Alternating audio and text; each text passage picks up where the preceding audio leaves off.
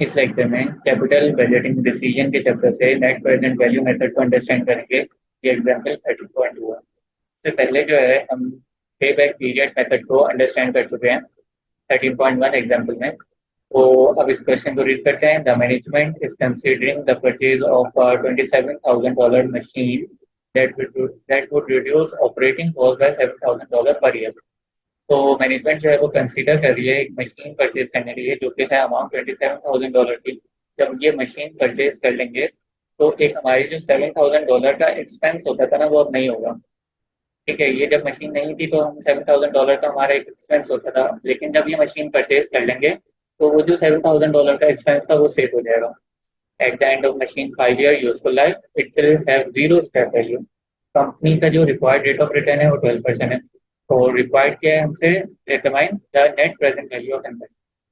तो इसको अंडरस्टैंड करने के लिए सबसे पहले जो फर्स्ट स्टेप होता है वो हमारा ये अपने आइडेंटिफाई करना होता है कि कंपनी के जो कैश आउटफ्लोज हो रहे हैं ना वो कितने हो रहे हैं। कैश आउटफ्लो का मतलब क्या है कि कंपनी के पास से कैश जा किस किस अमाउंट में है। ठीक है, तो सबसे पहले हमने देखा कि अगर मशीन परचेज करते हैं $27,000 की तो हमारे पास से कैश आउटफ्लो आएगा। इसकी हमने अकाउंटिंग में एंट्री भी पढ़ी हुई है कि मशीन डेबिट करते हैं कैश क्रेडिट करते हैं $27,000 से।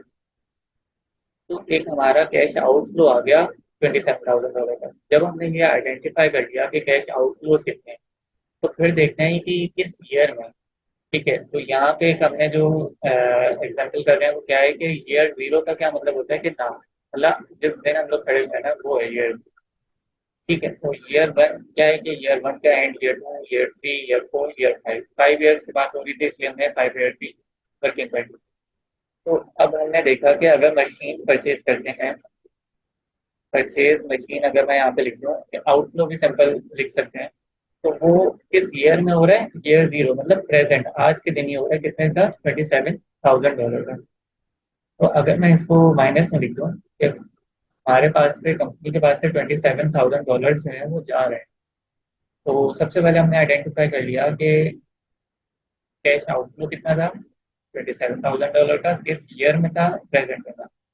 तो इसकी हमें प्रेजेंट वैल्यू निकालने की जरूरत ही नहीं है। प्रेजेंट वैल्यू उस चीज की निकालते हैं जो फ्यूचर में मिल रही होती है, तो उसको हम देख के आते हैं प्रेजेंट में। तो ये तो आज नहीं है ना। तो $27,000 जो है कंपनी का प्रेजेंट वैल्यू ऑफ आउटफ्लो जो था वो हमने आइडेंटिफाई कर लिया। वो कितना आ गया, $27,000। अब हमने आइडेंटिफाई करना है कि प्रेजेंट वैल्यू ऑफ इन, मतलब कंपनी के पास जो पैसा आ रहा है उसकी प्रेजेंट वैल्यू क्या होगी। तो एक रिड्यूस हो रही थी कॉस्ट $7,000 की हर साल। अगर मैं यहाँ पे लिखता हूँ, रेटिंग कॉस्ट रिड्यूस हो रही थी, एक किस्म की इसको इनकम मान लेते हैं क्योंकि एक्सपेंस नहीं है तो इनकम है। तो एक्सपेंस ना होना एक अल्टरनेट उसको बोलते हैं कि इनकम होना।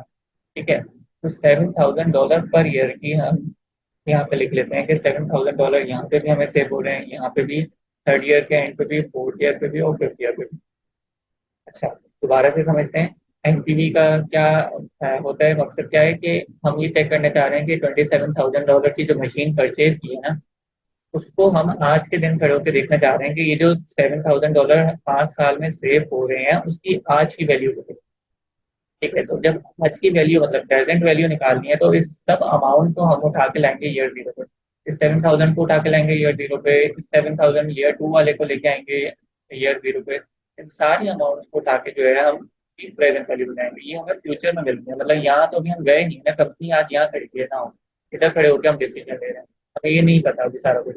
बस हमें पता है कि ये $7,000 हमें हर साल के एंड पे मिल रहे हैं, तो सबको उठा के हमने इनकी प्रेजेंट वैल्यू निकाल दी।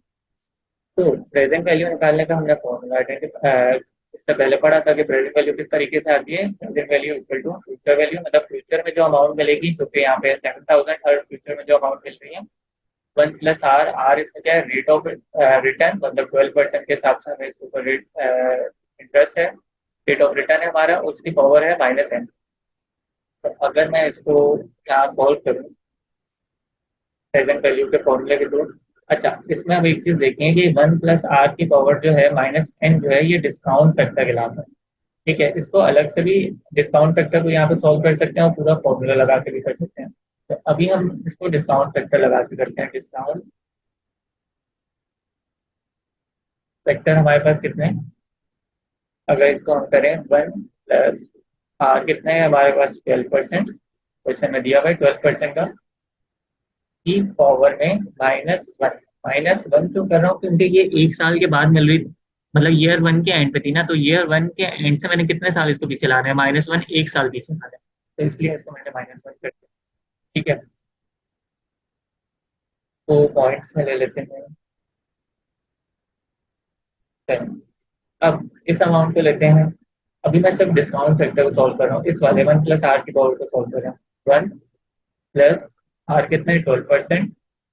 ठीक है, 12% की पावर में अब इसको मैं कितना फैक्टर पीछे लाऊं, कितने ईयर्स पीछे लाऊं, 2 ईयर्स पीछे लाऊंगा, तो ये 2 ईयर के एंड पे मिल रही है, मैं इसकी प्रेजेंट वैल्यू निकालना चाह रहा हूँ। ये जो 2 ईयर के एंड पे अमाउंट मिल रही है, इसको मैं उठा के यहाँ लाना चाह रहा हूँ, इसकी प्रेजेंट वैल्यू निकालना चाह रहा हूँ, तो मैंने -2 कर दिया। सिमिलरली इसको हमने यहाँ पे कॉपी करके सिर्फ हम ईयर्स को चेंज कर देंगे, ये 3 साल पीछे आएगा।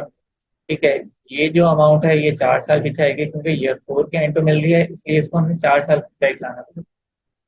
ये जो अमाउंट है ये 5वें साल पे जाके मिल रही है, तो इसको हमें 5 ईयर्स बैक लाना पड़ेगा। तो ये सारे हमने डिस्काउंट फैक्टर सॉल्व कर लिया। अब यहाँ से हमें फॉर्मूले में पता चल रहा है कि जो फ्यूचर वैल्यू होगी उसको हमने मल्टीप्लाई कराना है, यहाँ पे फॉर्मूले से हमें पता भी चल रहा है कि फ्यूचर वैल्यू को हमने मल्टीप्लाई कराना है डिस्काउंट फैक्टर से। फ्यूचर वैल्यू हमें पता चल गई, डिस्काउंट फैक्टर हमें पता चल गया।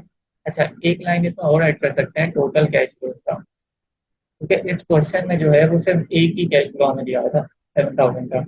अब नेक्स्ट जो क्वेश्चन हम सॉल्व करेंगे उसमें क्या हो सकता है कि मल्टीपल कैश फ्लोज हमें दिए हो सकते हैं, तो जो ये था वही हमारे टोटल कैश फ्लो भी है। तो अभी चलें इसको हटा भी अगर देते हैं, तो बस यही हमारे कैश फ्लो है। ठीक है, तो अब हमने डिस्काउंट फैक्टर भी फाइंड कर लिया, तो अब हमारे पास क्या आ जाएगी, प्रेजेंट वैल्यू आ जाएगी।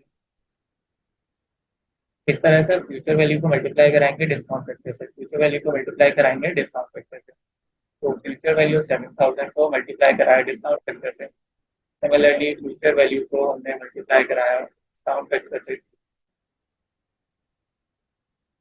और इसी तरीके से हमने सारी फ्यूचर वैल्यूज को मल्टीप्लाई करा दिया डिस्काउंट के फैक्टर से। तो इससे हमारे पास क्या आ गई, ये सारी प्रेजेंट वैल्यूज आ गई। तो अगेन शुरू से स्टार्ट करते हैं, सबसे पहले आइडेंटिफाई करते हैं कैश आउटफ्लोज कितने हैं, $27,000 के, फिर देखते हैं कि वो किस ईयर पे आउटफ्लो हुआ है। ईयर 0 पे हुआ है, मतलब उसकी प्रेजेंट वैल्यू ही यही है, आज के दिन ही है, तो हमने ये यहाँ ला के रख दिया। फिर हमने आइडेंटिफाई करना है कैश इनफ्लोज कितने हुए हैं, 7,000 के हुए हैं, कितने ईयर्स में हुआ है, 1 2 3 4 5 ईयर्स में हुआ है। इन सब की हमने प्रेजेंट वैल्यू लेके इस अमाउंट को यहाँ ले आना है। ठीक है, ये सारी अमाउंट जो है वो यहाँ आ गई है। तो दम कितनी नहीं है, प्रेजेंट वैल्यू 25233, तो हमने प्रेजेंट वैल्यू ऑफ इनफ्लो जो था 25233 का फाइंड कर लिया। अब हम चेक कर लेते हैं कि हमारे पास नेट प्रेजेंट वैल्यू हमारे पास कितनी आ रही है। तो $27,000 माइनस, इसमें से हमने क्या किया कि प्रेजेंट वैल्यू ऑफ इनफ्लो से माइनस कर दिया प्रेजेंट वैल्यू ऑफ आउटफ्लो, तो present value of inflow less करना है प्रेजेंट वैल्यू ऑफ आउटफ्लो। तो ये हमारे पास 1767 जो है ये नेगेटिव में आ रही है, मतलब नेट प्रेजेंट वैल्यू हमारे पास नेगेटिव में आ रही है, माइनस में आ रही है। कि इससे हमें क्या पता चल रहा है कि जो कंपनी ने इन्वेस्टमेंट की है $27,000 की, वो आज के दिन अगर देखा जाए तो वो रिकवर नहीं हो पा रही, पूरी रिकवर नहीं हो पा रही, तो करनी चाहिए या नहीं करनी चाहिए, नहीं करनी चाहिए, क्योंकि जो अमाउंट लगाई है वो हमें पता चल रहा है कि अगर आज के दिन उसकी अमाउंट देखी जाए तो वो हमें नहीं, मतलब उतनी नहीं मिल रही जितनी हमने अमाउंट लगाई है, या उससे ज़्यादा हमें मिलनी चाहिए थी, वो नहीं मिल रही, तो हमें इन्वेस्टमेंट नहीं करनी चाहिए यहाँ पे। तो ये हमने एक जो हमारा पॉइंट 1 था उसको सॉल्व कर लिया। कुछ स्टेप्स में सॉल्व हो जाएगा, अगर स्टेप्स पता है कैसे, कि सबसे पहले कैश जो हमारा आउटफ्लो जा रहा होगा उसको लेने हैं, फिर ईयर देखने हैं किस ईयर में आउटफ्लो हो रहा है, ईयर 1 में हो रहा है, ठीक है, ईयर 1 में आउटफ्लो हो रहा है तो यहाँ लाके हमने रख दिया कि प्रेजेंट वैल्यू ऑफ आउटफ्लो। ठीक है, फिर हमने देखना है कि इनफ्लो कितने हो रहे हैं, तो एक इनफ्लो था 7,000 का हर ईयर के एंड पे, इन सब की हमने प्रेजेंट वैल्यू निकाल ली, डिस्काउंट फैक्टर लगाया, और डिस्काउंट फैक्टर लगा के प्रेजेंट वैल्यू निकाल के टोटल प्रेजेंट वैल्यू भी आ गई। फिर हमने आइडेंटिफाई किया कि प्रेजेंट वैल्यू ऑफ इनफ्लो में से माइनस किया प्रेजेंट वैल्यू ऑफ आउटफ्लो, तो हमारे पास नेट प्रेजेंट वैल्यू आ गई।